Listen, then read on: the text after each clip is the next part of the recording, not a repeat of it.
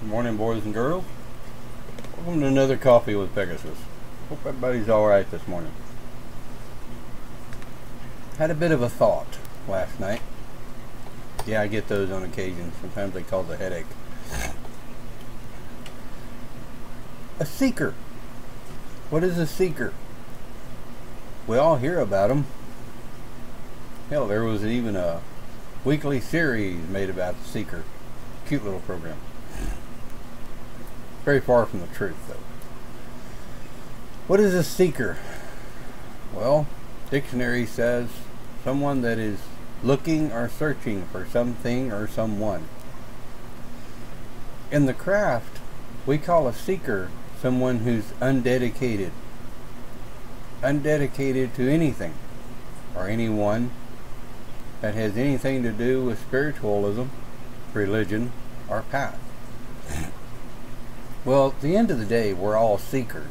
We're all seeking that balance of good and bad, black and white, whatever you call it. Personally, a seeker to me is someone who is looking for someone to help them find their way. Now, we all know as teachers, it's not up to us to teach someone our way. It's up to us to share our wisdom with the seeker to help them find what they're looking for. Well, this being said, seekers generally cannot understand why, when they dedicate to a particular religion, craft, path, or idealism, that things start to happen. Well, a lot of good things start to happen, but also anything that can go wrong will. If I ever meet Murphy, I'm going to slap shit out of him. Murphy's Law. Gonna knock the hell out of him. Well, the reason that anything that can go wrong will is it's been said for thousands of years that God will never put anything on you that He knows you cannot handle. Well, we have the same belief system and always have in the pagan theology when it comes to God and Goddess.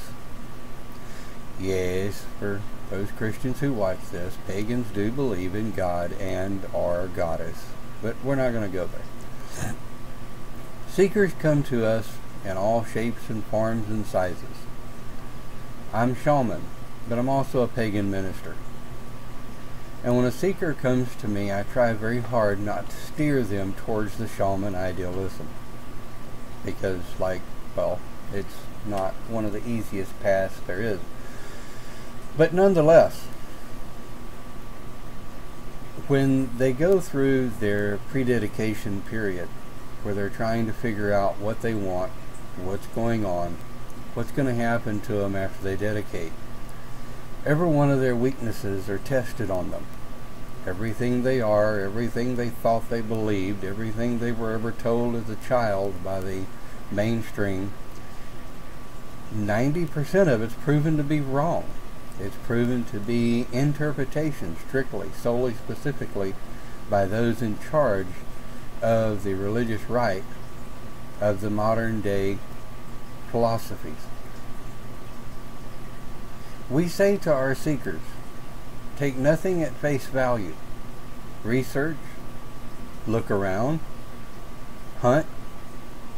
If I tell you something, go look it up. I could be perceiving it in my way, maybe not the correct way. Always remember the three sides to every coin.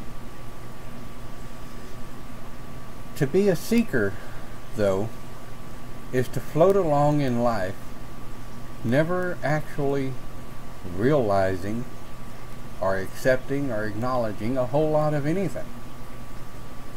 You never really actually face yourself or your past. You never really actually face your own belief systems, whatever that may be.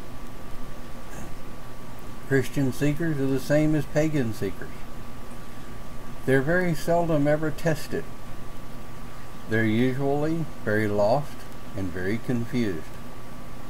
When they sit down to talk to a teacher, and the teacher starts giving them religious history, they look at them like they fell out of a tree, going, well, there's no way that could have happened. The preacher said this. Well, go look it up. Your preacher was wrong. Always remember, too, history was derived of two stories. His story, which is why I don't read the Bible. Have done, not impressed. Too much miscorroborated and misunderstood history of that time. Quite a bit of it was quite simply, strictly written on fables. But again, that's a video for another time. You who are seekers and trying to find your way. If you're looking into the pagan ideology, you need to open your mind. You need to stop and look at the world around you and see what is reality, what is perception, and what is history. Yes, history and perception are two very different things, although history was derived upon someone else's perception of the events at the time. Remember that. So when you're trying to seek your path, don't seek it too hard. Let it happen. You may decide that, okay, yes, I do strongly believe in the sacred feminine and the sacred masculine and the balance of all things masculine and feminine. And it doesn't necessarily have to mean male and female. Again, that was a later philosophical programming brought forward by the Romans.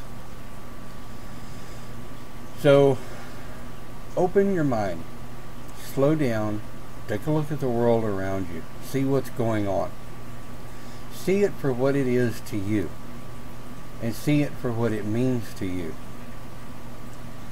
And as you're talking to people, and you're looking for that teacher, remember that the biggest teacher is Mother Earth. The biggest teacher you'll ever have is your own ability to open your own mind and see the things around you for what they are. And I ask you very seriously, do not dedicate to the first teacher you come across. Do not dedicate to the first god and or goddess that comes to you in your dreams. Do not dedicate to the first book that you open up and go, oh, well, that's cool. Look around, talk to people, see what leads you and guides you. When you find that path that's for you, it'll be all over you. There will be no question.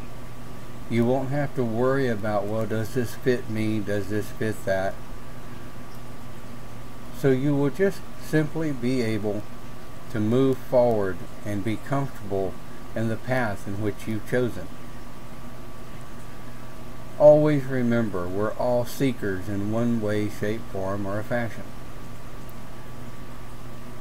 So as you move forward, do so slowly. Don't get in a real big hurry. As always, thank you for watching Coffee with Pegasus.